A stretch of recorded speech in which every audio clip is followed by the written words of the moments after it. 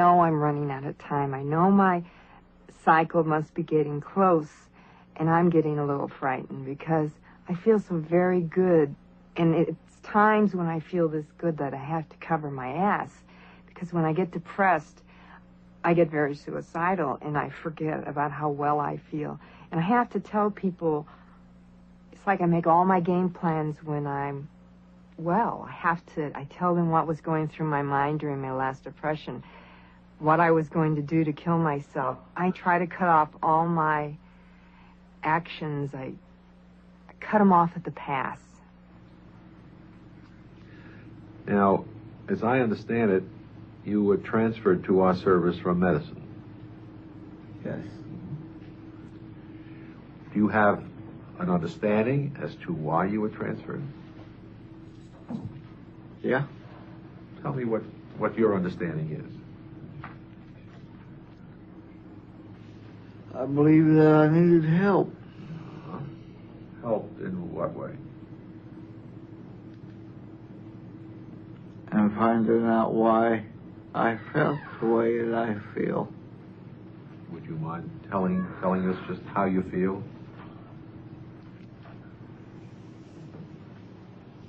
I've asked to be eliminated from Earth.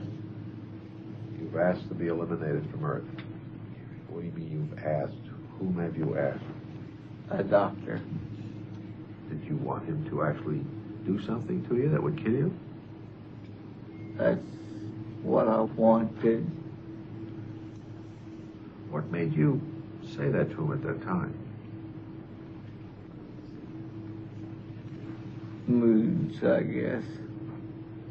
What was that? The first Depression, like most psychiatric illnesses, take a very heavy toll because often they begin early in life. They tend to be recurrent or chronic. And they deal with the essence of our capacity to cope with the world. Tell Kathy that you were going to bring her dolly. Sometimes my pain is so great, I'm afraid I might do it. I might get so sick, I might accidentally kill myself and destroy the one thing I love, which are my children. What's your dolly's name? Kathy? No, I'm Kathy. The mood disorders or the affective disorders, those are pretty much synonymous terms, occur in two flavors. One is called unipolar depressions, and these are people who only get depressed periodically. Then there are other people with another form of the disorder called bipolar illnesses, and these people get both high at some times, at low at others. And that is to say they get manic at some times and depressed at others.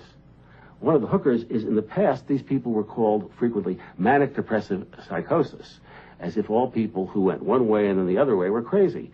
But a very large fraction aren't crazy at all. Their moods just flip both ways. I don't believe that there is a substitute for this kind of an organization for manic depressive people. The amount of information and the complexity and subtleties is so vast. You can sit down with someone for session after session for many, many hours and still only just begin to scratch the surface. Manic depressive illness is for many people a very serious illness. It's the illness that dominates their life. Touches every facet. Absolutely, every facet of their life. And they need a tremendous amount of assistance and support.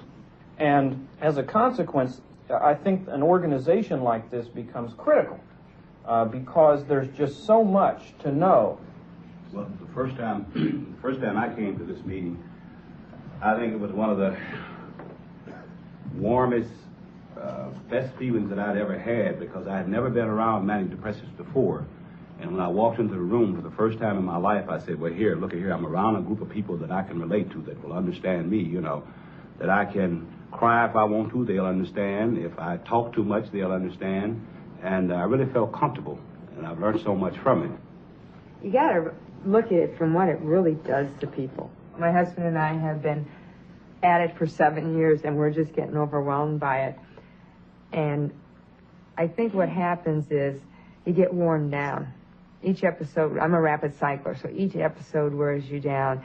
I think hospitalization is necessary at times to keep people safe from what their illness can do. And I'm in the hospital now, and I had this nurse right here who said we would work it out together. And it was important to me that she said that, because I was starting to feel abandoned, that no one cared, that you can only fight this illness for so long, but you can't fight it alone.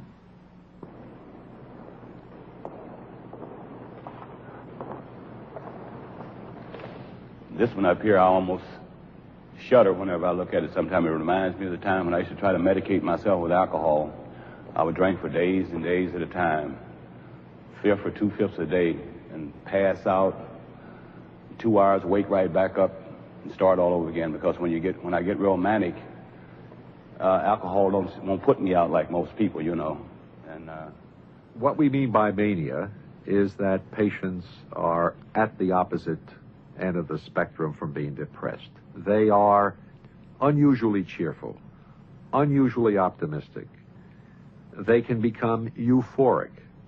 They can become so excited about the possibilities in themselves, in their world, that nothing seems impossible. And so they will be extremely talkative, physically active. It's sometimes impossible to interrupt a manic in a talk. They have what we will call a push of speech, meaning that they talk so rapidly that it is almost impossible, and sometimes impossible, to interrupt. You may have to sort of really tap the patient several times, say, please stop for a minute, let me try to ask you something else, and they may not be able to stop.